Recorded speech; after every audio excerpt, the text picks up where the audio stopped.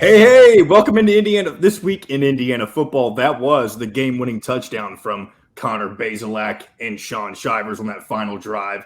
Indiana comes away with the 1-0, or not 1-0 victory, 23-20 victory over the Fighting Illini to start the season.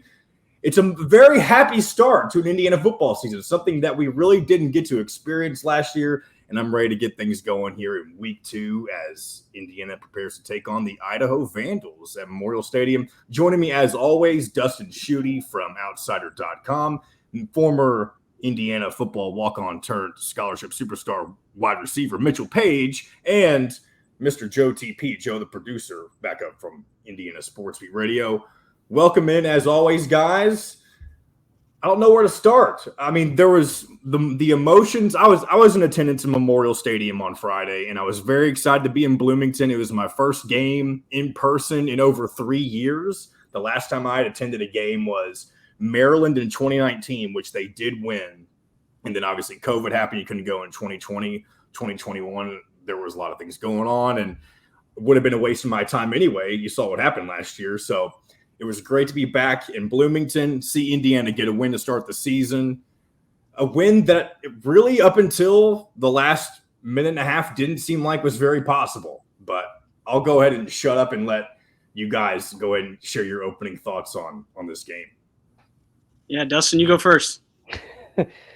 Well, I was surprised. I was the only one here to pick against Indiana because I just didn't think that their offense had enough. And I think for 58 minutes, I was pretty right on that their offense just didn't look good. They still can't run the football. So I think that there's some major concerns, but I think the big takeaway is that they found a way to win. And coming off a season when you went 2-10, you didn't win a single Big Ten conference game. I think it was critically important that they win the game the way they want it. Because now, even though their offense isn't great, I think it kind of gives them that mentality that, hey, even if we're struggling, we can find ways to win. Doesn't mean they have to get better or they're going to have a lot of losses on their record this year. But I think overall, the defense was impressive to me. They forced 4 turnovers. The offense has a long way to go. But I think you're obviously encouraged if you're an Indiana fan because they found a way, facing adversity, not moving the football, to put together a 2-minute drive, score the game-winning touchdown, and start the season 1-0. Yeah, I mean, that's I think I agree with pretty much everything. I think one thing that is often forgotten, you see however many rushing yards they had, it felt like 5 all night, maybe. Was it 50? Did they get to 50? I think it was in the 30s or 40s. They had 32 yards on 26 carries. Yeah, I mean, obviously those numbers, when you just look at it on the surface, is not good. But then when you start to kind of think about what was Illinois' game plan, and I thought their game plan was really solid. I thought Illinois did everything they needed to do to win, and just didn't happen for them. They a lot of times had 7-8 guys in the box, and on most plays there was 8, 9, sometimes 10 guys within 7 yards of the line of scrimmage. You're not going to see that in major college football ever, where there's one free safety that's playing it. He would be off the screen sometimes, but I assume 13 or 14 yards, and everybody else is 7 yards on their toes, ready to stop the run. They were really going to make the quarterback beat them. Bazelak had some good throws, was a little, I think he had some hot feet, wasn't setting his feet, wasn't transferring his weight to make those kinds of throws, and other people I'm sure can speak to that a little bit better that actually played quarterback, but it just looked like he was on his back foot a lot, and that's why some of those throws were a little bit high. As he starts to settle in, I think that gets better, and obviously the big question mark that does have a lot to do with the running game is, are they going to be able to protect him? That was the big problem that we had last year. There was no way to get in any rhythm because we couldn't protect, and there was a lot of those same issues on Friday night. So hopefully they can get some tune-up. I'm not sure how they're going to be this week. Hopefully can get a little improved. But, that's something that's going to need to improve first and foremost if they're going to have a chance against some of these bigger boys. Well, it's kind of nice that they're playing an opponent that they played last year, so you can kind of compare the result from the previous season to this season. And if I remember correctly, even though they destroyed Idaho, they did very well on getting points off of turnovers. Their yards per game in last year's matchup, even against a team like Idaho, still wasn't good. So if they're able to kind of rectify that this year, I mean, obviously, it's still Idaho. It's still an FCS opponent. It's not going to solve all your problems, but I think you'll be able to kind of at least use that comparison from last year to this year to see if there's any sort of improvement. So, but we'll move into some of that later. Joe, I want to get your thoughts. Obviously, you're a student at IU, and you said that you thought the atmosphere would be electric, being a Friday night game, the opening game of the season at home. Do you think the crowd had a major factor in the game? Obviously, I was there too, and I'd say the stadium was about 70 to 80% full for the first half. And then the typical exodus at halftime, even though they were up, and even as the game went on, you didn't really see much come back into the stadium. But those that were there, it seemed like it was a good showing, I would think. Yeah.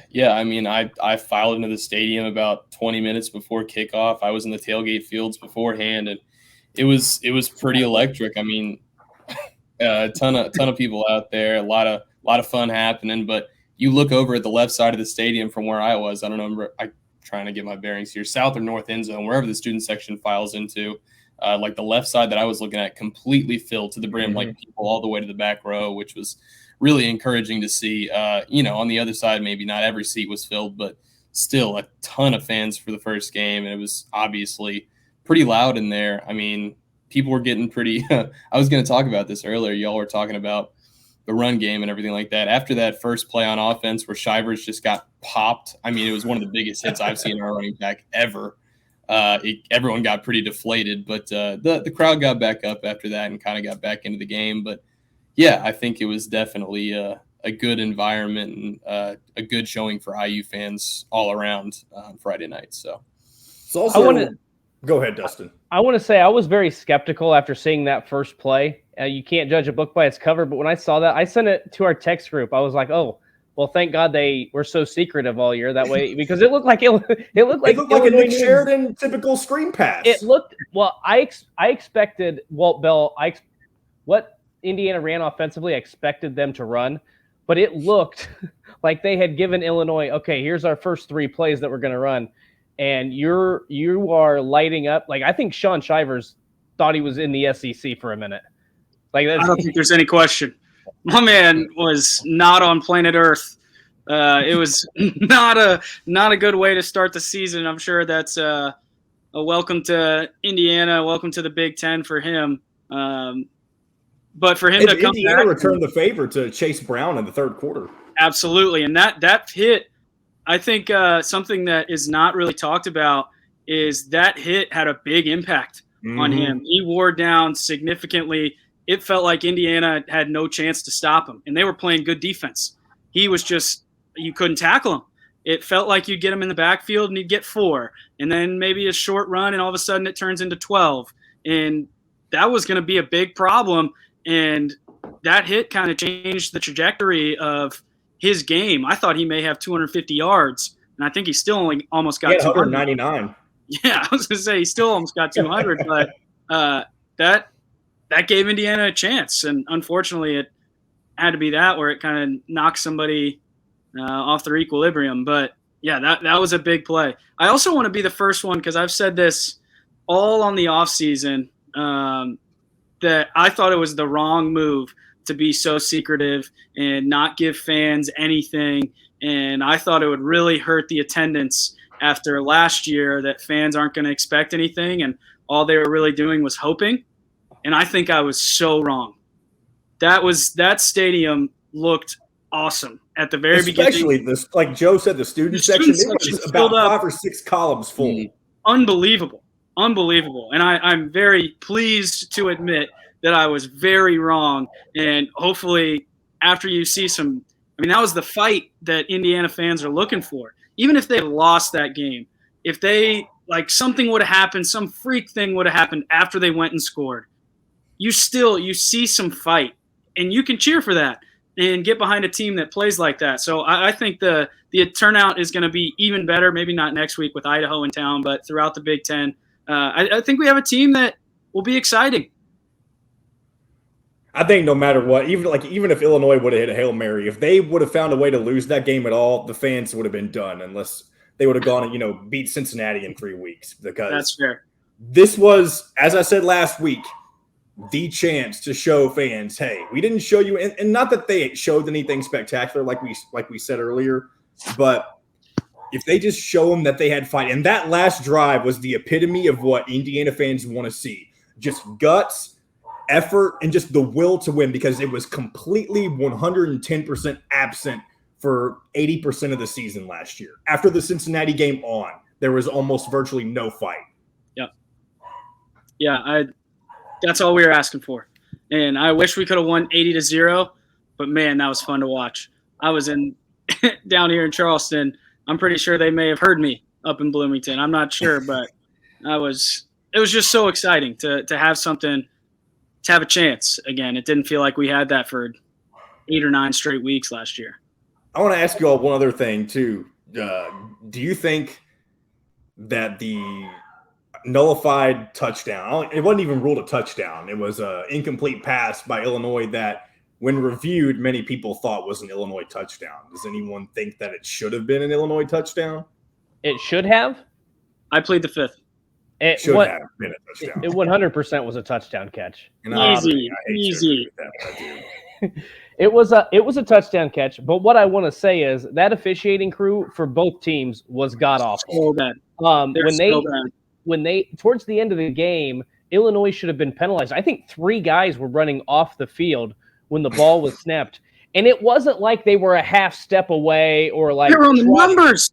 They were on the numbers. And the rule they picked up the flag because they weren't involved in the play. And I'm like, that's not the rule. If they're on the field, it's a penalty. It doesn't matter. Yeah, so that crew needs to not officiate another Big Ten game again. Maybe go back down to high school. Try that out, because I would have been mad at them at Guerin. My little 1A high school football, that you can't. These are basic rules. It was egregious how bad they were. Yes. By the way, you made, and I won't say who's, somebody sent a message and about a particular Illinois player that said they couldn't start on Guerin Catholic. Which I thought was a pretty good comment. Yeah, I was talking about that DB that kept doing the no-fly nonsense. He was getting absolutely torched. That kid is not good, and I'll be a personal attack. You're not good at. You have to be good to act like that. He acts like a clown, for lack of a better word. He makes it all about him, and I thought Cam Camper took it to him. He had set the record for the most yards in a debut, and all that kid could think about was 1 or 2 pass breakups. And this goes into where, even if the run game is going to struggle for a little bit, at least we can say that the passing attack is, I'm not going to say it's back, but I'll say it's definitely competent, because you have somebody coming in who's never played on this team before and is setting records like that. And then you have somebody coming back, DJ Matthews, from an ACL injury, and is your second guy, who ended up making some very important plays in that last drive, and had the first touchdown catch. Yeah, and the pass game is the last thing that gets into a game rhythm. That's always the hardest thing to get going in the first game of the season. You just start working out some timing issues. Especially the bullets are just flying a little bit different than they are all fall camp. So being able to start slowing everything down now. Okay, we have a game under our belt. I think the passing game just gets better, and other teams will see that there's some competence at wide receiver and quarterback in Indiana, and then they can't play 8 guys in the box, and then the run game starts opening up. Not only that, but you got to give Indiana credit, because remember, Illinois had played a game coming into this, so they were, they had kicked off some of the rust. So the fact that Indiana was able to have I'm not going to say it was a great passing attack, but a competent passing attack against that defense, and considering how poorly the offensive line played, I thought that was a good sign, because that gives you something to build on going into these next 2 weeks against Idaho and Western Kentucky. Yeah. And I know we've been ragging on the offensive line, particularly with the run game, but Connor Bazelak made a comment in the press conference saying that his offensive line was awesome, referring to the passing game. And I think there's actually some evidence to back that up, even though it seemed like he was, under pressure all night. And I'll go ahead and credit Crimson Corey for pulling this stat. Luke Haggard's PFF pass blocking grade of 87.8 against Illinois, which currently ranks 6th nationally among FBS offensive tackles. So if we want to compliment anybody, it must be Luke Haggard. I'm going to tell you right now that PFF has lost all credibility with me because for 3 weeks in a row in 2017 or 18, Alex Hornibrook was the Big Ten quarterback of the week. 3 weeks in a row, Alex Hornibrook. So I don't trust anything that they say. Like, they evaluate like the footwork and that kind of stuff. Like, it makes no sense to me how they do it. So ever since I saw that, because we would run stories on stuff like that, I no longer trust them. I think it is interesting. It felt like even 1, 2, 3 throw, like quick drops, quick game passing. He was getting somebody's helmet in his chin on quick little out routes, even boundary kind of stop routes, which are at 10 yards and are about as quick a pass as you can throw. It felt like he was on the ground every other play. So you got to give him a ton of credit too, because if you're getting your, pardon me, but if you're getting your ass kicked all game, like at some point you would think he would start to have the jitters or wouldn't be able to, that gets in his head, that it throws his timing off. But it didn't seem to for the most part. And especially on that last drive, you'd think he'd just try to get it out quick so that way they had a chance. I think as much as he got hit in that game and was pressured, I think he did a great job of staying as poised as you possibly can with 3 giant defensive linemen rushing into your face on every other play. All right, before we move on to our next thing, let's, I guess, maybe kind of share our final thoughts on this game and I guess what we want to see. Obviously, the main thing is have some sort of presence of a run game against Idaho, because I think the biggest red flag of the season, or just looking forward ahead of the season, even if you beat Idaho by 21, 28 points, if you're getting 2 or 3 yards per carry against, yet again, not only an FCS team, but the same FCS team you played last year, I would almost be comfortable saying that it's going to be, not the exact same offense from last year, because obviously the passing game is going to be competent, but when opposing defenses are going to know that all they have to do is prepare for the passing game in the future, it's going to be a lot tougher for Indiana, unlike against when they played Illinois, because they didn't know necessarily what Indiana was going to bring other than what they saw last year. It's going to be a lot tougher for Indiana to have success on offense in the future if they don't at least show improvement. You don't have to be perfect. You don't have to run for 300 yards as a team against Idaho, but you need to look like you're playing an FCS team, like you're the superior opponent. Yeah, I can speak to that. Coach Wilson used to always say, and that's where everything I get comes from, or I have comes from. But he used to always say the first word in Big Ten is big. When you're bigger than somebody, you need to show them that you're bigger than them. So this is a game where you need to impose a will on a team like Idaho. I don't care who it is on their team. We have to be just bigger, stronger, meaner than them. And this is a game where I don't expect to throw the ball but maybe 20 times at most. You hand the ball off between the tackles and you establish some what's the word I'm looking for? Why am I blanking? Physicality. That's the word I'm looking for. You establish some physicality.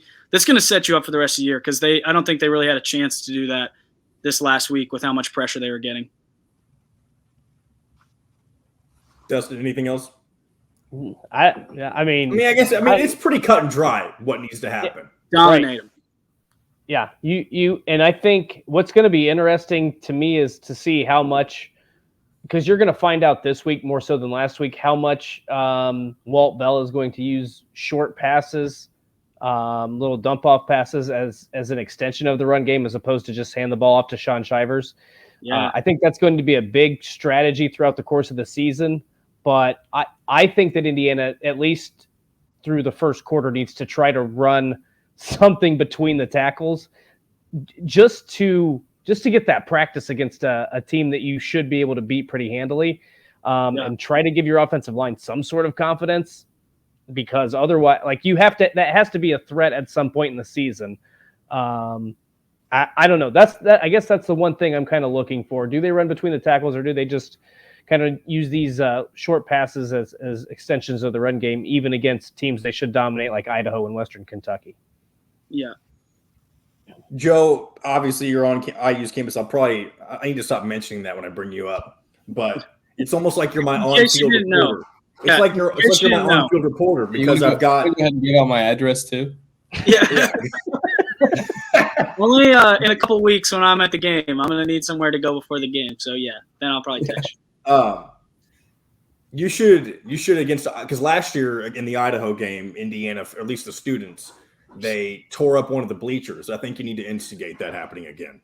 Oh, yeah. No, that's got to be a definite. I was sitting there in the first quarter when really nothing was going on. And somebody like to the right of me was saying something like, yeah, is somebody going to rip out a bleacher, or are we just going to have to sit here for another 3 quarters and watch this? And I'm just like, I mean, it wouldn't be the worst idea in the world. It would spice things up a little bit. At least we get on Sports Center again. Oh, and the shirt, I don't even know what you want to call them. The students that wanted to twirl their shirts around their back. They came back in the third or fourth quarter and really got the team going, it seemed like. Yeah. Well, I mean, this time wasn't 30 degrees. Freezing cold weather either. Those guys weren't. I mean, they weren't like freezing their asses off. I just want to say that I hope to God that wasn't the reason the team got fired up, was because they saw a bunch of shirtless guys in the end zone. That would be a problem. No, well, see, it's almost like a reverse effect. It's like, guys, if we want this to stop, we have to do something. That's a good point. Yeah. Yeah, we'll hope for that. So there we go. Indiana plays Idaho on Saturday. Another night game. 2 night games in a row to start off the season for Indiana. So we'll see what happens. We'll make our predictions later on in the show. But we're going to do a unique, and hopefully we do this every week, depending on how well it goes. But a unique thing to talk about what happened with the rest of the conference this week. I'm going to be reading some of my favorite message board comments from different Big Ten teams, and some of the, things that fans had to say about their program. And some of these I think are, they're pretty light, but the other ones, man, these, especially, you can even probably guess some of the fan bases that are riled up about what's going on with their program right now. And we'll go ahead and take a look at some of these. First up, I think we're starting off pretty light here with Iowa. Since Kirk stated Petras is still the guy, you have to fire the OC. If that responsibility falls on Barta and not Kirk, I think pressure on Barta needs to begin. Fire Barta. He's the idiot that keeps extending Kirk's contract. They just won the Big Ten West. Exactly. Yeah. And they won a game in the most amazing way. When I think we were talking about it, we were like, if Indiana wins 6-3, yeah, we're just looking for a win. And then Iowa just did it. They didn't score any touchdowns. They only gave up 3 points. I didn't even see the 2 safeties. But just an absurd football game. How could you be mad about that? The defense outscored their offense. Their offense is awful. They're not good. As Jeffrey the Greek said, their offense is poverty. I think that's the best way to say it. It is. This is a little random tidbit, but I think it was probably March. I would have to ask Laura. But we saw Spencer Petras. He was down in Charleston for his spring break or whatever, and we saw him out at one of the bars. And this doesn't really say anything about him necessarily, but I was watching. It was definitely in March because I was watching the IU basketball team, and I had my IU stuff on. I was cheering, and he said, "Oh, did you go to IU? I played quarterback at Iowa. I'm Spencer Petras," and I acted like I didn't know who that was, and that made him so mad. I definitely knew who he was, but he was getting so frustrated that I didn't know who he was, and I don't know if that speaks to some kind of ego issue that he's got, but I thought that was a unique little thing that was happening. He's huge, by the way, in person. He is huge. Wow. I don't know what they're doing in Iowa, but that's a big boy playing quarterback. I'd tell you what, though, it does worry me when they play Iowa State. I know they dominate in the Iowa State series, but you got to score a freaking touchdown on an FCS opponent first. I mean, that's a great FCS opponent, though. What are they doing scheduling that game? That's true. That's terrible scheduling. But do not allow that to happen. Score a touchdown on them. That's fair. Okay. At some point. Let's go ahead and move on to the next one because I have several, and I may skip some depending on how long we go with these. But next one, it involves Nebraska. Just imagine an Urban Meyer / Dan Mullen as OC combo. Keep Mickey and Dawson maybe. Mullen ready to take over if Herbs gets a little too crazy at the brass rail. Make it happen, Trev. Whew. All right. Yeah. That would be – do you think Urban Meyer will ever be back in coaching? Oh, yes. 100%. I don't think anything Urban Meyer does shocks me anymore. Urban Meyer, it did not take him long. Like, Fox was like that to get him back. I think after some of this stuff, after the dust settles, there's no question that there's going to be some team out there that will take a chance on Urban Meyer. What team? Give me your top 3 teams that would hire somebody like that. Louisville is the first one that comes to mind for me. They would hire Urban Meyer? So here's the thing. They would. Here, I agree, but he wouldn't go to Louisville. No, I'm just saying schools that would hire him. I'm just thinking about Bobby Petrino. Mommy. No, not Miami. Don't say Miami. Miami would hire him. They would offer. No way. Florida State. I think Florida State too. He can't go back into Florida. I think he's had a bad deal at Florida, bad deal at Jacksonville. That's true. He was good at Ohio State, except he was a little weird. But I think this is the one that would interest me is Notre Dame. That's the one that gets talked about a lot. I think they would wait for like 3 or 4. What do you mean no? They hired Brian Kelly. Yeah, but Brian Kelly isn't openly being outrageous. Okay. Agree to disagree. Yeah, I guess I don't know. All right, let's move forward. Next one is from the Ohio State crowd. Oh boy. Pull your funds. This is a group of 4 messages, by the way. Pull your funds. I guess he's referring to NIL money. Offense won't score. Game's over. Bleeping joke to start at home again. 2 years in a row is a trend with Day. His teams follow his soft bleeping lead. It's a joke, and this is what Ohio State is.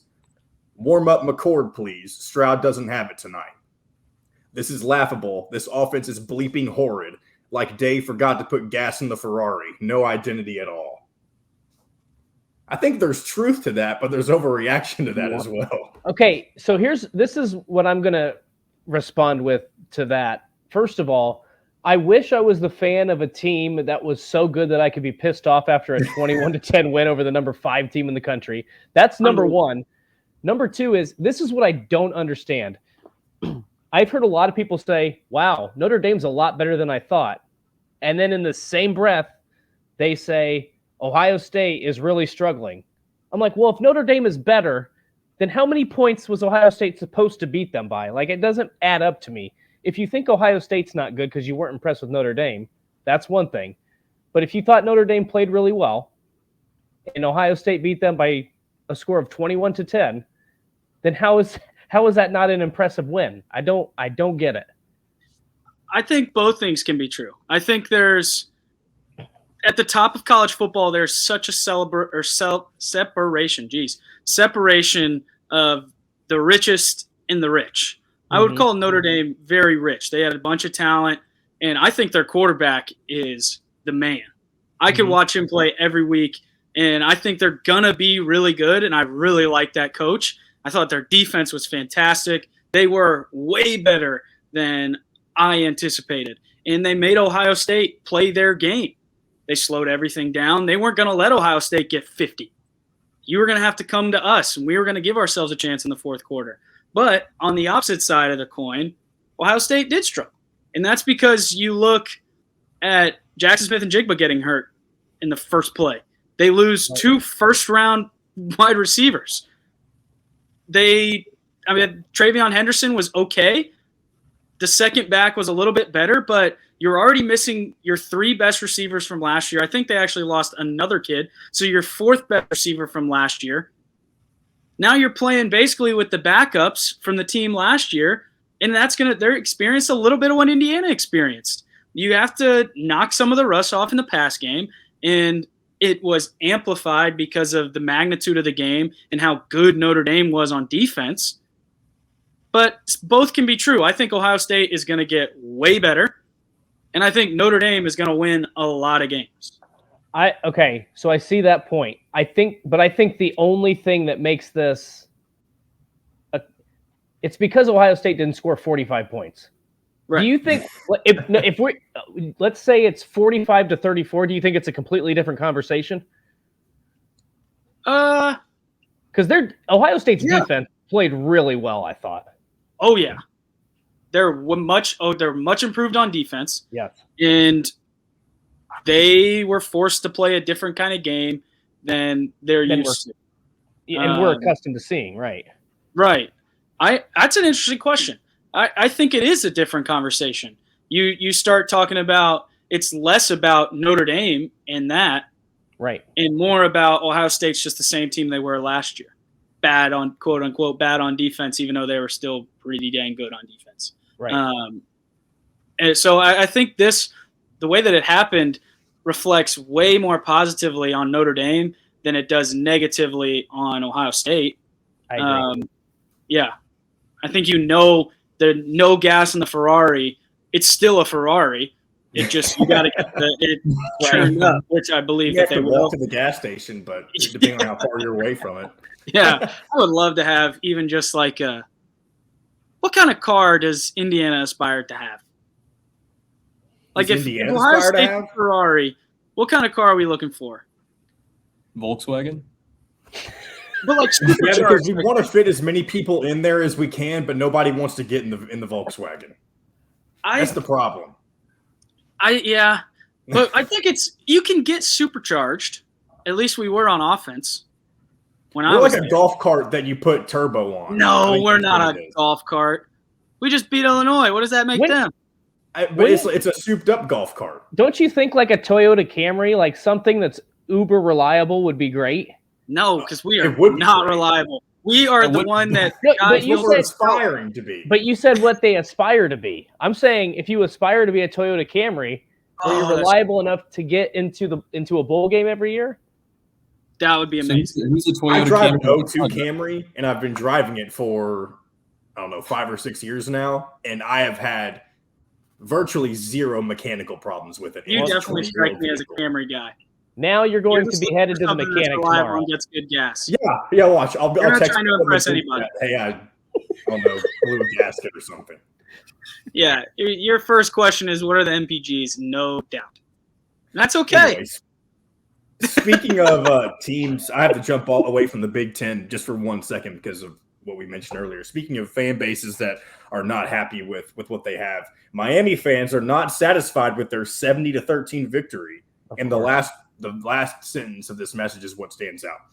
It doesn't make any sense why Porter and Caleb aren't starting. I am at a loss because the same mistakes are already showing up by the same players. I am so frustrated that we did not dominate Bethune. You won 70-13. So what? I can speak on this as a lifelong Miami Hurricanes fan.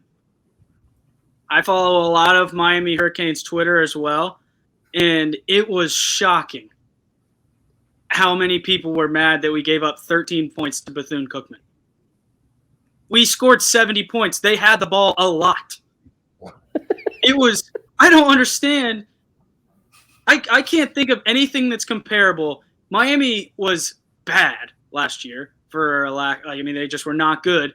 And they've been bad since 2016. And before that, they were bad since 2003.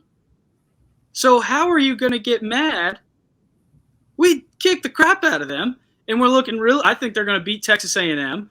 They've got a good quarterback. They've got a great coach. Thank God it's not Urban Meyer, where we have a chance to win, and they're fly around on defense. We need to find out who that Miami guy is because he's wrong. When you score 70, the other team has athletes too. Right. They're going to be able to do some things. I don't care who it is. Their own scholarship too. People are so – can I just be happy for 5 seconds? I just want people to live a bit. One more comment from the Ohio State crowd. This is when they were down 10-7 in the third quarter. Soft as Charmin is all this guy said.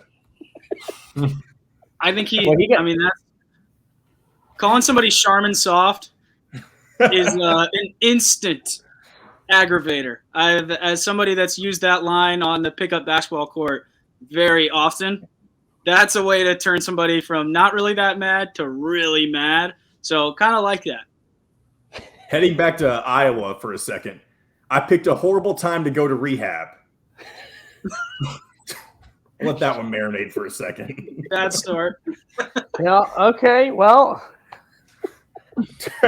Turning it off and going to the pool. I'll watch the defensive and punting highlights later. Speaking of that, I don't know if you guys saw who the player of the game was for Iowa, but it definitely was the punter. It was Tory Taylor, yes. LOL, it's just funny at this point. This coaching staff is bleeping clueless when it comes to offense. Did you know that the OC at Iowa just happens to be the coach's kid? That's all the time. I feel like that's part of the problem. I picked a horrible time to go to rehab. That's a good one. What else we got next? Is there more Iowa ones? I'm glad I'm not in Kennett getting a sunburn watching BF F up another season, referring to Brian Ferentz. Big Ten West champs. Well, let's move away from Iowa. Is there any more? Is a blocked punt our only hope? It might be. It might be. All right. Who else we got? Michigan fans. Michigan fans have seen enough of Cade McNamara after one series. This is literally after one series. Pull McNamara competition over. Put in JJ. Already ready for a change at QB. Cade came out like, quote unquote, I don't really want this job anyway. They ended up winning like 61-7, right? What's that? I think it was 51-7. 51-7. Bad job by the quarterback. I was gonna say that I can't get my thought out now. I aged like fine wine. I actually think that Cade McNamara is not going to keep that job. I do think J.J. McCarthy is going to win, and he'll be the starter from Hawaii through the rest of the season. Why is that? I don't think Cade McNamara looked that comfortable back there. Like, okay, I would be interested to see how he would perform if he knew he had the starting job, as opposed to having to go out and do a live audition, if that makes sense. Like, I think he didn't look as good as he did last year to me, but at the same time, he's looking over his shoulder because he knows if he doesn't perform well, JJ has another game, and if he plays well, that's what I think. I think Jim Harbaugh did this to keep both quarterbacks in Ann Arbor, but I would be very interested to see what Cade McNamara looks like if he knew he was going to be the permanent starter for 12 games. It makes a world difference. Confidence is everything. This is another tangent where, since we're going in and out of the Big Ten, that reminded me, keeping guys on campus. I'm sure you guys saw the LSU receiver deleted all his LSU stuff off his Instagram. No. Yep. No. Yeah. He was linked to apparently. I don't know who this kid is. I don't know anything about him, but Keyshawn Booty. Yeah, loved reading the stories. He was linked to Alabama, Georgia, all off season. Guts it out with LSU. They lay an absolute stinker. He deletes everything. Did you hear the report about what happened with, I don't know if it was halftime or after the game with Brian Kelly, and they got into a shouting match apparently. Now this is all from what I saw on the internet. They got into a shouting match, and apparently Keyshawn Booty called him a fake ass Ed Orgeron. I don't know if that's true. That's just what was reported. Yeah. Joe, what are your thoughts on Brian Kelly being a Notre Dame fan? Here's the deal. I'm not gonna say that I didn't enjoy the years that he was there just because we were winning again. And okay, we got to 2 playoffs, but we laid the two of the biggest eggs ever in the playoff, and that was just enough for me to say this guy doesn't have it to get it done. But whenever I saw that he got hired to go to LSU, I thought to myself, this guy just doesn't have it to play and win in the SEC. And I think the game on Sunday night proved that already. And that wasn't even an SEC opponent. That was Florida State, who, the talent discrepancy there is really a lot bigger than I think people are going to give that game credit for, because Florida State is just really not up to that level. And the other thing that's really funny is that it was the special teams that really let down LSU. And Brian Polian, who was Notre Dame's special teams coordinator the whole time Brian Kelly was there, was the only guy to follow him to Baton Rouge, and he was the one who sold the game pretty much. So that's kind of poetic, but I think that we're going to see as the year goes on. But this is obviously a horrible start for him. I forgot to ask you during the conversation about Ohio State Notre Dame. Were you at all inspired by what you saw? The fact that it was closer than many people said, or what are your thoughts on Notre Dame? I'm like a lot of other fans. I'm just kind of in between. I'm not mad. I'm not happy. It's just, this was just another game, another missed opportunity. I think that obviously Ohio State they were kind of caught off guard by the defense, and Smith and Jigba going down was huge. And it's just another time where the offense wasn't ready to get it done. 10 points is not going to get it done anywhere really. And especially at Ohio State. Even if they were only going to hang 21 points, which they did, 10 points was never going to be enough. And I think that Tyler Buchner kind of had deer in the headlights a little bit. The moment was a little bit too big for him. So, but I think there's going to be improvement. And if they can find a way to improve throughout the year, I think it could be a really good team. But I think Ohio State both teams are only going to get better after this. Can I also say really quick that Brady Quinn is the most annoying person on, I don't know if it's Big Noon Kickoff or Game Day, but yeah. No, I agree. Gosh, he's annoying for whatever reason. Yeah. No, he's got that big forehead. It's really glaring. You're really going after the personal attacks here. What kind of ricochet shots is he taking right now? He's just enjoying. I know he probably listens to us every week, and he's going to be just absolutely shocked when he hears us talk about it like that. All these losers, put us on blast. More people will watch our show. Go ahead, say whatever you want. He's just out there giving detailed analysis. Yeah. And you're just ricochet calling him annoying for no reason. Maybe it is just the forehead. I don't know. Let's move on though. Moving on to Michigan State, just a scenario. They were ahead by 8 in the fourth quarter at this point. 6-6 if we're lucky. Was excited to watch Spartan football this year. Well, that just went south before week 1 ended. Going to be a long season. Let's just hope we can get to 6-6. Just lose so I don't have to watch another game this year. Wait. Looks like we're going to get blasted by OSU again this year. Okay, here's what I don't understand. Now, I understand the fans that have like a realistic outlook, but if that's your mindset, why the hell do you even watch? It can't be fun. I can think of like 30 things I would rather do than if I'm just going to be miserable watching TV, like watching my favorite team. 2 things. 1, no, you can't, because watching these games is the best. 2, it makes me feel so much better that everyone else is doing the same thing that I do. When I'm yelling at the TV for They're just putting it on the internet. Yeah. I text it to you guys. They put it in message boards. If for whatever reason, it's a good venting. You say whatever you want to say. But it just makes me feel good that everybody is experiencing this. Everyone thinks that everyone is bad. College sports is the best. It's the best.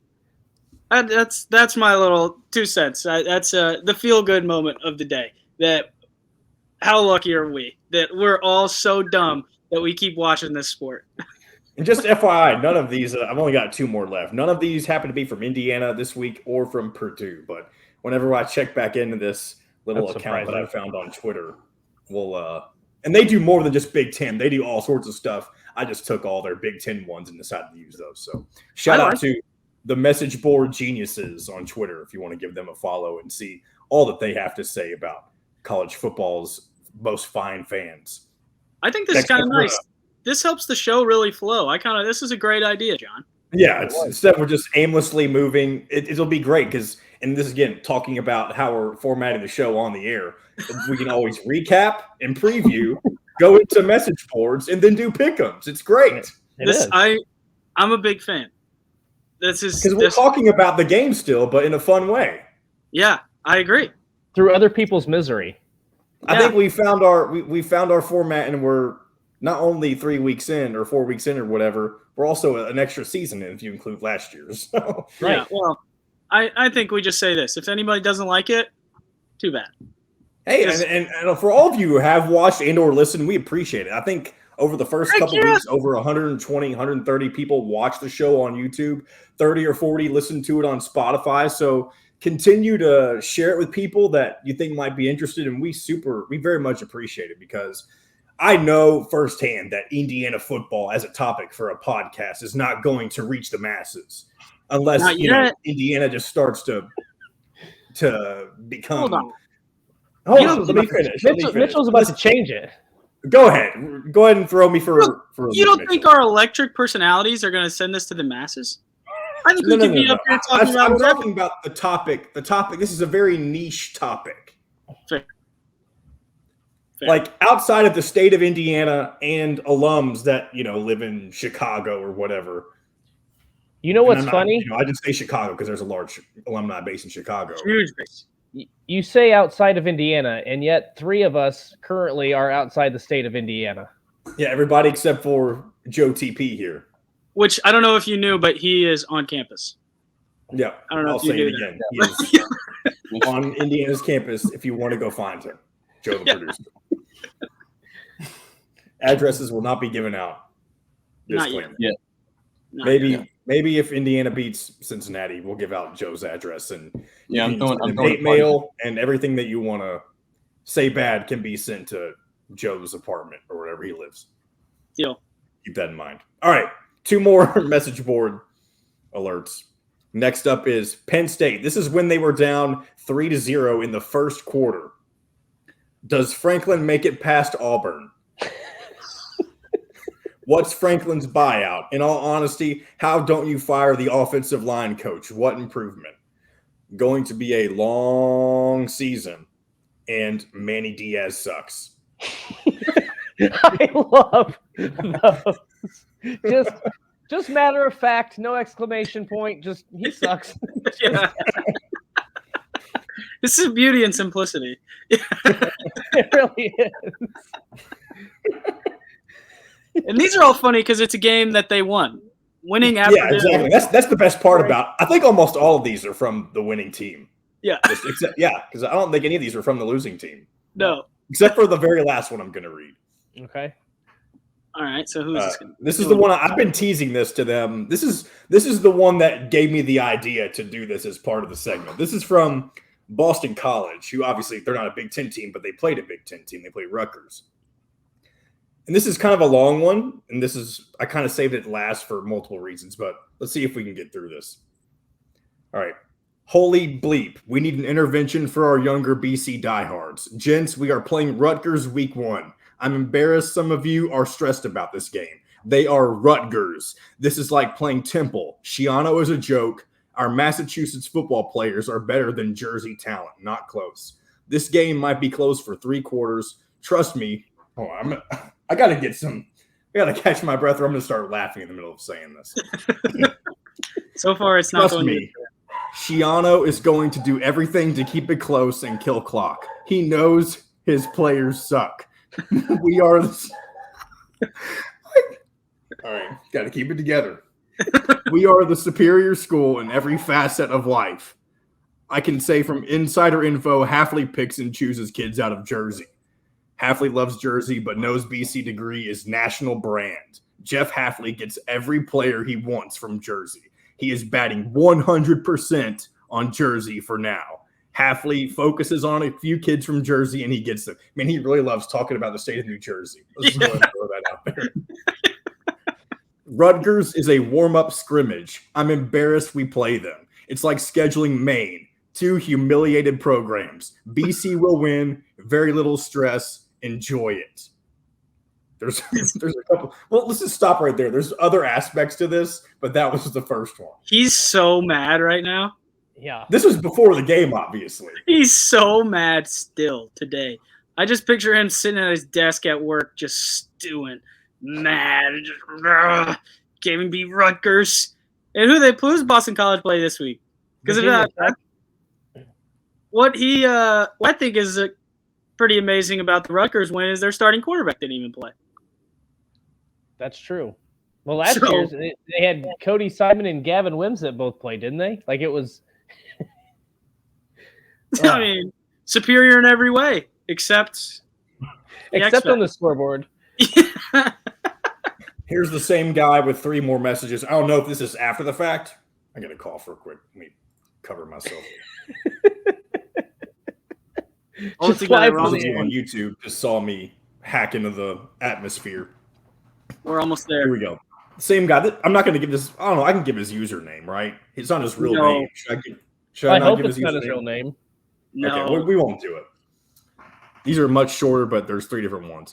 Be in the stadium for our boys running out tunnel. Drink more. Get ready to watch the best team in all of the Northeast dominate a team that thinks they can play with Boston College. Can someone recite our record versus Rutgers? Peasants. They're peasants. BC runs the Northeast. Penn State is our only competitor, and BC is far superior. You can't tell me this guy's being serious. I don't think so. There's no way. Why are we scheduling non-Power 5 teams like Rutgers? This must have been Adazio's wish. He loved playing all-female schools. The guy would claim credit for any win. And then lastly, how do we improve playing a team like Rutgers? Is honestly like playing a Division III team. I blame Adazio. Holy It's really God. not. The difference isn't that they've only played 28 times, and Boston College has won 20, but Rutgers has won 7 and they tied once. It's not like it's 100-3. What is it? What are we talking about? Largest easily the best part of was in, I love how you've just dug into the history since I've been reading absolutely. Wikipedia. The largest margin of victory ever for Boston College is 32-0 in 1956. Like that's not really. I mean, that's a blowout, but that's not 70-13. Right. No, that would be cause for more Miami fans to start. Yeah, talking. Getting madder and madder and madder. Yep. Easily the best part of this, though, is trust me, Shiano is going to do everything to keep it close and kill clock. He knows his players suck. We are a superior school. I like how he went from not close to it will be close for 3 quarters, and Shiano will try to keep it close. He knows his players suck. What? I'll get off of that, but again, back to how I preluded that particular message is what inspired me to make this an entire segment. So hopefully we get more quality content. Oh, it'll get better. Week. See, the thing is, and honestly, it could be even funnier this coming week because just about everybody's playing a cupcake team. Right. So it's prime time for overreactions and people thinking that they should be beating their team by 60 when they're only beating them by 30. It's the best. We need to hope for some mayhem this week. So someone's just like absolutely unbelievably agitated on one of those. Like Not from Bloomington. Hair of just like message after message. Not from Bloomington. Bloomington needs to be anywhere else. Smooth sailing. I'm happy with 32-0. Very happy with that. But is that a good transfer? Is that a good segue? Let's do some picks, boys. Let's do some pick'ems. Yeah. So let's go in a quick update. I'll go ahead and pull up last week's records real quick if I can find them. I had them up earlier. You added them right before we did the show. Do what? Didn't you add them right before we started the show? I did. That's right. And see, honestly, I'm pretty – next year we got to do this, at least for the cupcake games. You got to pick the spread or not because I've realized that it's stupid just to say, oh, they're playing an FCS opponent. Who's going to win? And obviously, Iowa was almost on Yeah. the losing end of that. that's true. South Dakota State's a pretty decent FCS opponent, but we won't change the way we're doing it this year now since we're already in the middle of it. But next year when we do this, we'll for FCS opponents and maybe even group of 5 opponents, if there's a large enough spread, we'll just go whether they cover or not or something. But after We can't start that right now. do what? I think that makes it a lot more interesting. Why don't we just start right now? To start right now, I mean, we said there's no rules on this. We don't. Facts are optional. I do think we're fairly factual, but I say a sometimes lot of facts stuff. are optional. Yeah, I say a lot of stuff. I've got the lines up on my phone right now via ESPN. Now, the Me too. FCS opponents don't have lines because you have to go offshore usually for those. But Oh yeah, I did can see make the Indiana change was 20, somewhere between 20 and 22.5 point favorites, according to Chronic Hoosier on Twitter. I can't remember if that's 100% correct, but it's in that range. But after last week, I am still undefeated, and I will wear that crown of glory for a while because I'm sure by week 15 I'll be in last place. So That's I'll take unreal. my 13-0 record, and y'all can suck it.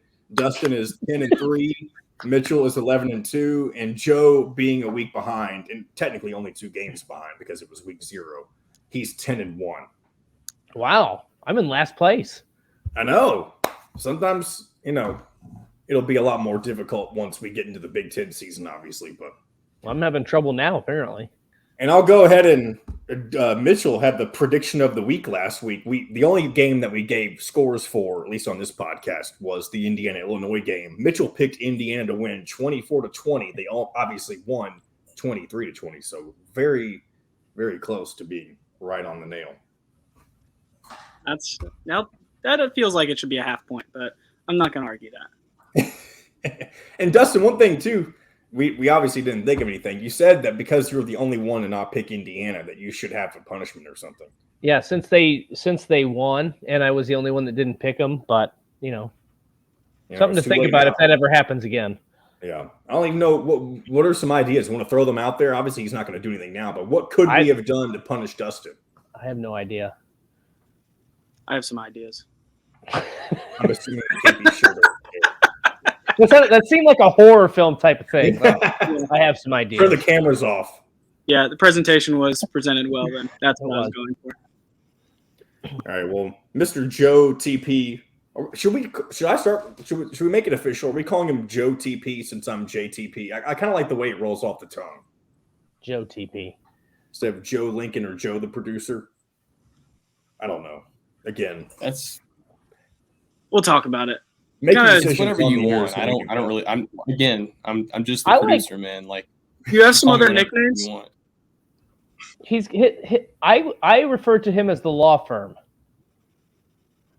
And why is that? Me? Yeah, Joe Patrick Lincoln. I don't know. It just seems like Okay. Patrick and Lincoln would be like a law firm type of name. Just sounds like it. Okay, I like that. I'm going to call you law firm from now on. Are you the law firm that Indiana called up when they were investigating Kevin Wilson? You did a bad job. Yeah, I'm gonna go ahead and dodge that question. Yeah, no, I'm kidding.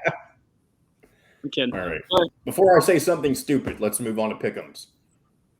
All right. First up, in a game that is Power 5 versus Power 5, although it does have a 17-point spread as of right now, it is Washington State at number 19, Wisconsin. And for these games that have larger spreads, I'm not going to make us go around individually. We can make comments or whatever, but it's going to be one of those kind of like last week where I'll just ask if there's anyone who disagrees with the favorite of Wisconsin. So with that being said, does anybody think Washington State is going to pull out the victory this week? No show of hands. I think we're unanimous on the side of Wisconsin. Mitchell? Yeah, I think Wisconsin will win.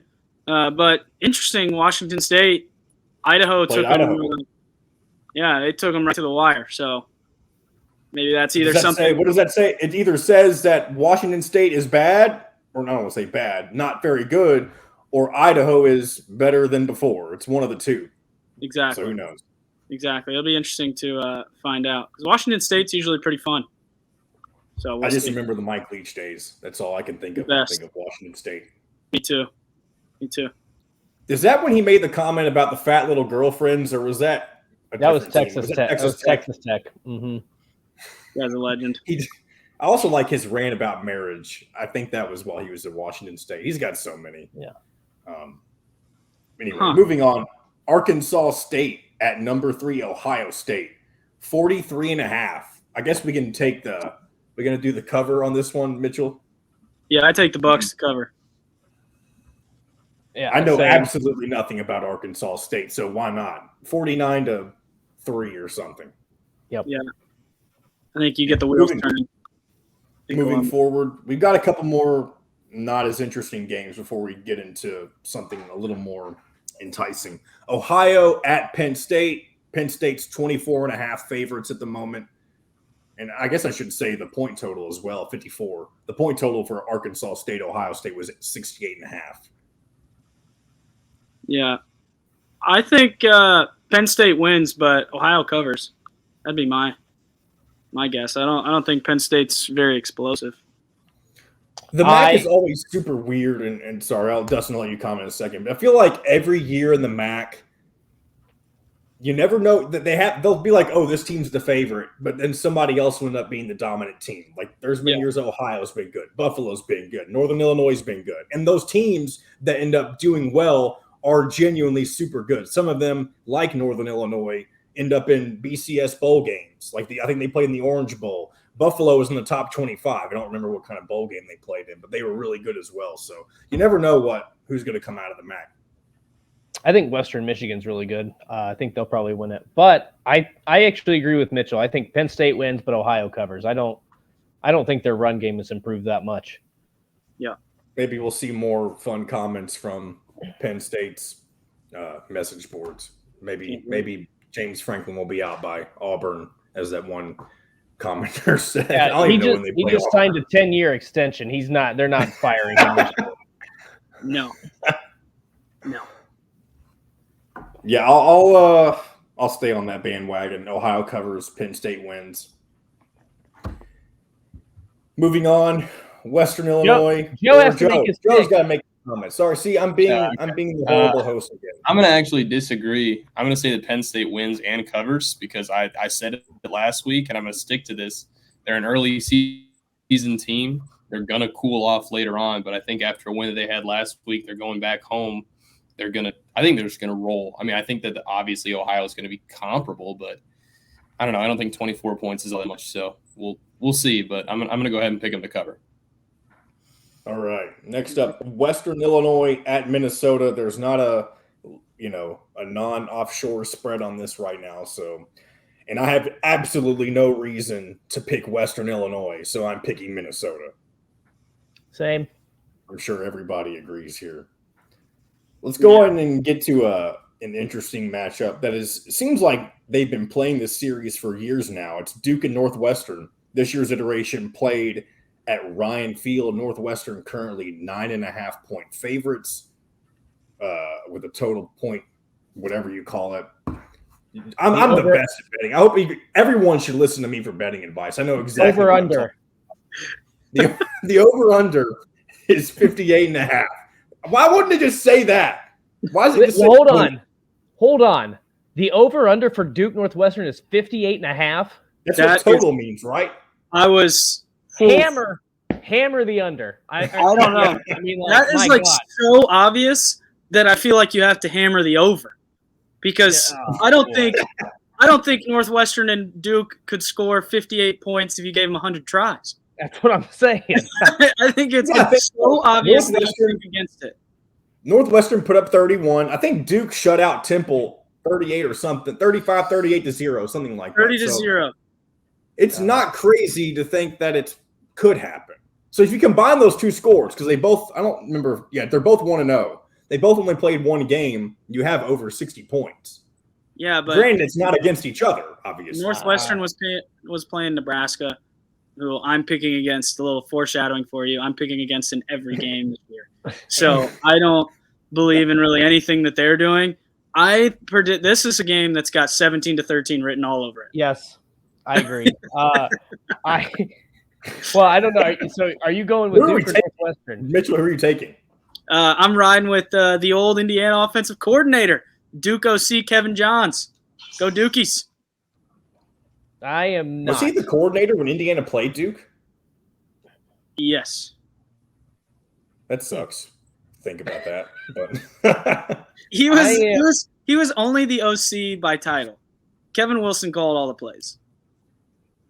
Okay, kind of like Kevin. Well, no. Is that how it is with him at Ohio State? Ryan Day calls the plays, but Kevin Wilson schemes? I don't know. I don't know. Because that's when Urban Meyer was coach, they were co-OCs, and Ryan Day was calling plays, I'm pretty sure, but whatever. Yeah. All right. Moving forward. Wait, Dustin's got some. Yeah. He's got some. I'm taking Northwestern. I don't think they cover the 9.5, but I think that they win the game. And again, I would hammer the under. I'm taking Northwestern. I think they do cover. I don't know why. I'm just going to say they will. This is a Pat Fitzgerald even year. Anything is possible. True. Joe? I'm going to take Northwestern. I don't think they cover, though. It's going to be close. I don't know. I don't really trust Duke football. Okay. Hard to argue that. All right, moving on. We got another. I don't know. Should we call this a cupcake? I mean, I think we definitely should, but it is a road game. One of those games, why do you schedule it? Maryland at Charlotte. And this game is going to be played on the Stadium Network on television, or that's how it's going to be viewable on the Stadium Network, whatever that is. It's kind of bizarre. Yeah. So Maryland, Charlotte, 27-point favorite, over under 65.5. Why does this feel like it's a thing this year, where Power 5 teams are going to small? IU did it last year, going to Western Kentucky. Virginia Tech just did it and paid the price, going to Old Dominion. NC State going to Eastern Carolina. North Carolina going to App State. What are we doing? I don't understand. You're supposed to pay these teams to come to you. You beat the crap out of them and get a win on your record. You're not supposed to make these games something that you're really scheming for. I don't understand the draw of going to Charlotte for Maryland. No, I don't either. I'm going to go ahead and say Maryland doesn't cover this 27-point spread. They'll win, but it's going to take them a bit to pull away. Okay. Yeah, I think they could. You going with the cover, Mitchell? Yeah, I think they cover. I think so too, because Charlotte has gotten beat by FAU by 30 points, and they got beat by William and Mary by 17 points. I mean, that's an FCS school, and they got beat by 17 points. So Maryland, what'd you say the over-under was? 65.5. I would put money that Maryland covers that itself. Like, I would hit the over on that hard. I think they will hit in the 60s in that game. No question. Yeah, they're giving up some points. That's for sure. 43 and 41. Joe? Yeah, I'm going to go ahead and say Maryland. Say that again. You kind of cut out. Oh, no. Bloomington Wi-Fi. Yeah, it was at Bloomington Wi-Fi, yep. Usually, somebody's into a system. We told him that he was in Bloomington, so somebody's found him, and now he's being ransacked. Usually it's me, so I'm pretty happy it's not me. So we'll keep an eye on Joe, and if he ever unfreezes, he looks good right here. When he does, take a screenshot of that. He looks like he's like trying to report to an anchor. He does. Secret Service. Oh, he's back. There he is. He's back. He's back. Okay. I don't know what happened there. We thought you were being ransacked because we kept telling people that you were in Bloomington. Oh, yeah. No, that's a very real possibility, though. Did you say Maryland covers? Yeah. No, I said Maryland covers. Okay. I feel like you said a lot more than that as well, and we didn't get any of it. I did. But it's all right. It's already lost. It's already out of my head already. So in the ether, you hate to see it. That was really good analysis, though. I appreciate it. Next up, Akron at number 14, Michigan State. MSU is a 34.5-point favorite with a 56-point over under. Again, I know nothing about Akron other than that Indiana's used to play them quite a bit whenever Kevin Wilson was head coach. At least I feel like they played them a couple times, and they usually destroyed them. But again, they are a MAC team. Is Akron going to be the MAC team that's actually good? I don't know. I'm going to say no. So I'm going to say Michigan State covers. Akron almost lost to who did they almost lose to in week 1? St. Francis of Pennsylvania. Yeah, and they should have lost. So, you take Sparty and you take him to cover. I don't know about the over-under.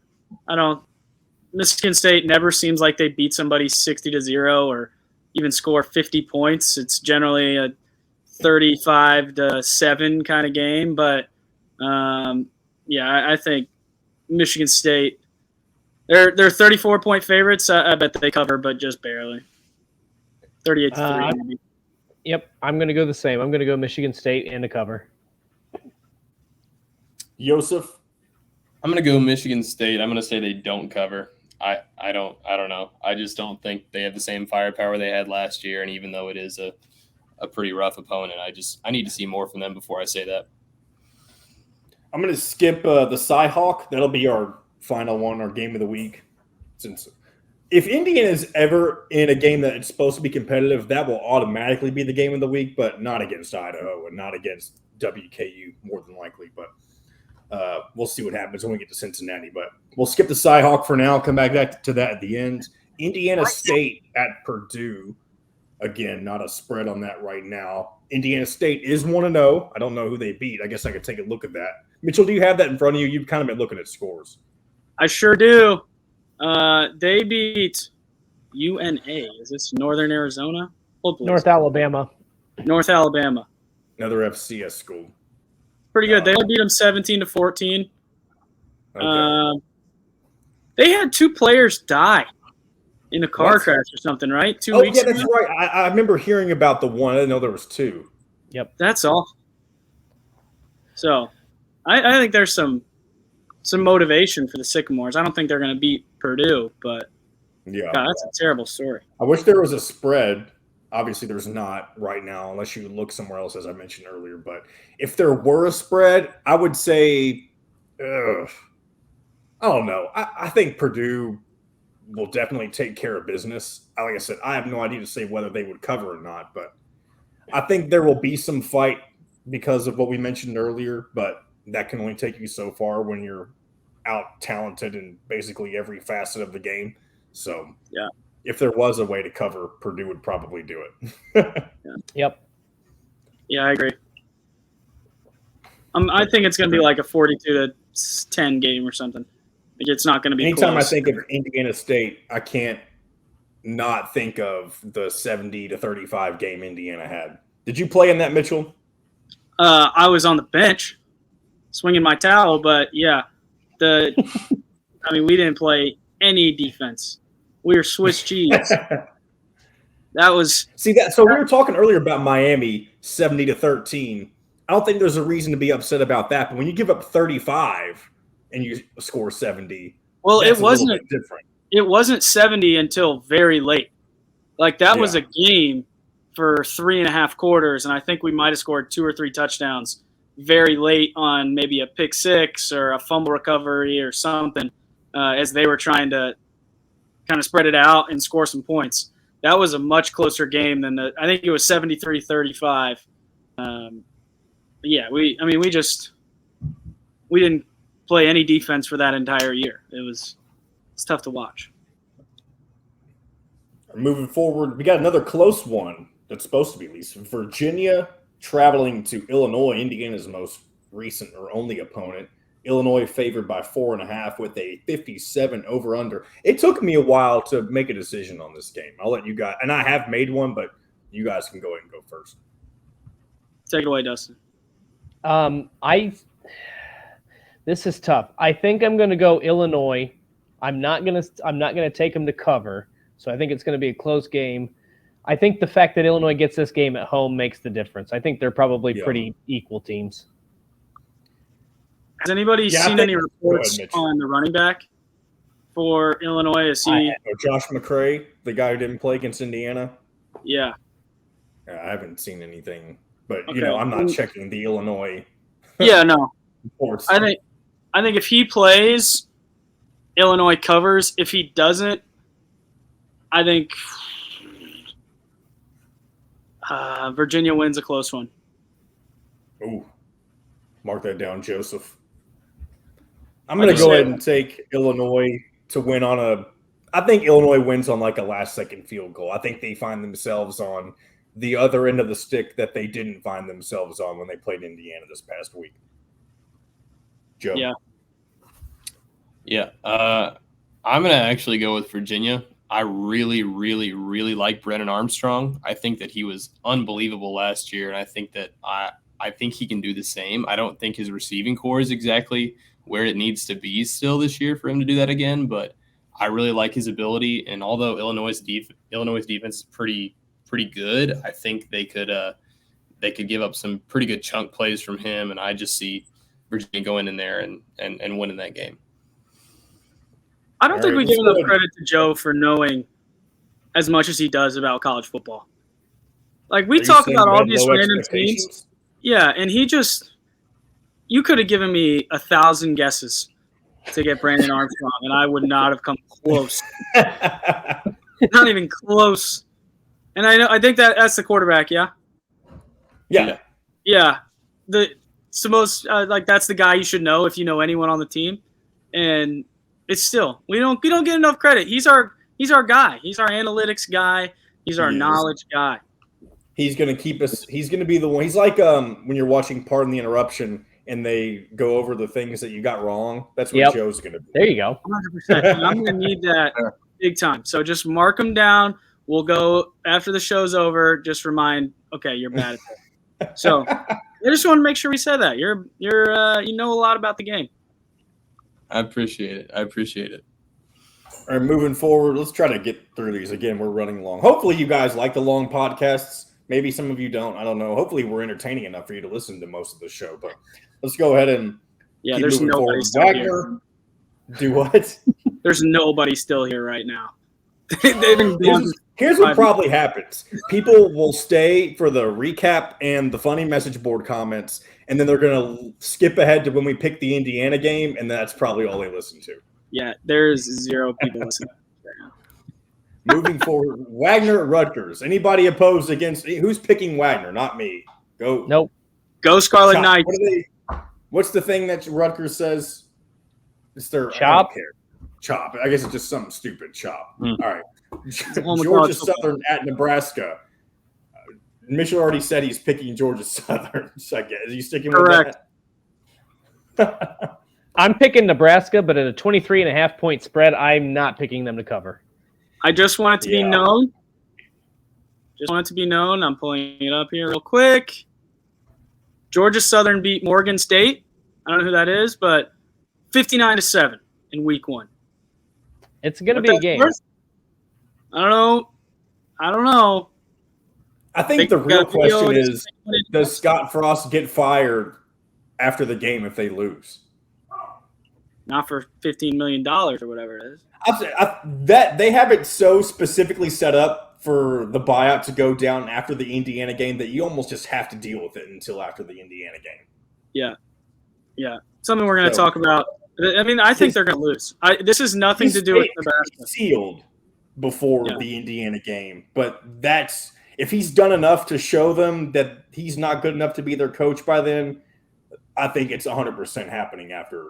Like if his buyout went down tomorrow, I think he'd get fired. That's where I'm at with him right now. We'll see what happens when they play Oklahoma or whatever in the next few weeks, or if they can get things back on track. But right now, I think if there's a meter, it's leaning towards he's getting fired. So, agree. Anyway, we're still rambling. Anybody taking Joe? Did you give your thoughts on this yet? I mean, Nebraska's going to win. They're not going to cover, but it's just I can't watch them. It's really hard to watch. So I just hope it's fun to at least watch a because of high-scoring how game. I don't know. embarrassing it is. It's like I said in our group text, it's like watching the circus every week. You watch Nebraska football. Now, hopefully, we'll continue that circus. This whatever the traveling. They're not traveling this week. They're staying in Lincoln, but from Dublin to Lincoln. Moving on, The 3 more games. Hawaii at Michigan. Michigan's 51.5-point favorites. Hawaii has gotten blown out in 2 games. I think they cover. Yep. I think they cover too because Hawaii got blown out by Vanderbilt, and Vanderbilt is god-awful. That's a big spread. Ugh. I don't think they cover because I think they take the foot off the gas. I don't think it's close, but I don't know if they get to 51. That is a monster spread. I think it's like a 49-7 game. I think they win, and I think they do cover purely because of the fact that J.J. McCarthy has to have a good game to win the job. I think that he's got to go out there and play, and I think if they give McNamara some time at the end of the game too, he's got to like fight back. I mean, he's got to get some stats up there too. So I think that's the only reason they're just going to pound Hawaii into the ground as much as they can. Joe, you're going to be hosting the show by week 15. That angry Michigan fan is going to be like, we're going to cover if J.J. McCarthy plays the full 60 minutes. Damn it. If Cade McNamara steps on that field. We're going to – I'm telling you. But you can't control what the OC is calling. You think they're just going to call 4 verts up 49-0? Yes. I don't think so. I think it's going to happen. That's a bad look. Is Hawaii coming all the way to – Jim Harbaugh doesn't care about how he looks. They are coming all the way to Ann Arbor. Yeah. All right. Idaho at Indiana. There's no official spread, but I did see Chronic Hoosier posted, like I said earlier. It's somewhere between 20 and 24. I do think Indiana will cover that. I'm going to go – let's give a score for the Indiana game as well. I'm going to say Indiana wins this 42 to – oh, my gosh. I'm going to say 42-10. Good pick. Feels like a little Price is Right going on here. Like, just trying to. I'm waiting on somebody else. I was going to say, let's see. I'm not that confident in the offense, but I don't think they're going to break 40. I'm going to say 37-3. I like your faith in the defense. I wanted to give Idaho only 3 points, but I think there's going to be some early screw up that gives Idaho more than they need. Yeah, 45-13 for me. Sorry, I'm just trying to keep track of all these scores here. You're good. You're doing the dirty work that I did last week. All right. Jeopardy music. The elevator music from last year. Oof. I'm going to go 51-14. Wow. Look at that. My man. He's calling an unleashing of the Come on. braver than I am. I was going to say 50, but I was afraid you guys would shame me. Joe, the law firm. That's what I'm talking about. I'll tell you what, if Indiana goes out and puts 50 and has a respectable run game, I will be quite a bit more excited about this team. That'd be huge. Agree. All right, our game of the week in the Big Ten, Iowa State at Iowa for the Battle of the Cy-Hawk Trophy. Iowa is a 3.5-point favorite, and the over-under is 40.5. Oh, God. I think hammer the under. That's bury it. Dig it up and bury it. That is so low. Are you picking, John? Go ahead and pick. I'm taking Iowa State. As much as I respect Iowa and I think they're a great team, the fact that, and I mentioned this at the beginning of the podcast, I can't believe we've almost gone an hour and a half, by the way. The fact that I mentioned earlier that they couldn't put a touchdown on an FCS opponent. I don't care that it was a good FCS opponent. Iowa State is hungry to get a win in this rivalry. They're due. It doesn't matter their history. So they're eventually going to get one. I don't care that it's in Kinnick Stadium. I think Iowa State wins this one. And I don't have a score. Y'all can give one if you want, but I don't have one for this. I think Iowa also wins because I think their defense and special teams is solid. I said Iowa State. Oh, sorry. You're good. I wasn't paying attention, apparently. I'm picking Iowa to win, but I don't think a touchdown gets scored. So I'm going to go 9-6. Iowa wins another baseball game. I like that. I'm taking the Cyclones like 21-10-ish. Somewhere. Wow, like a that. touchdown for Iowa. Yeah. That's bold. They don't need touchdowns to get 7 points. They already proved that. That's great. I'm gonna go Iowa. I don't think that Iowa State can. They just can't hang with them. It's been proven over the years, and if they can go into Kinnick Stadium and beat them, I'll be very impressed. I gotta say that's just gonna be really impressive. They couldn't do it last year with Brock Purdy.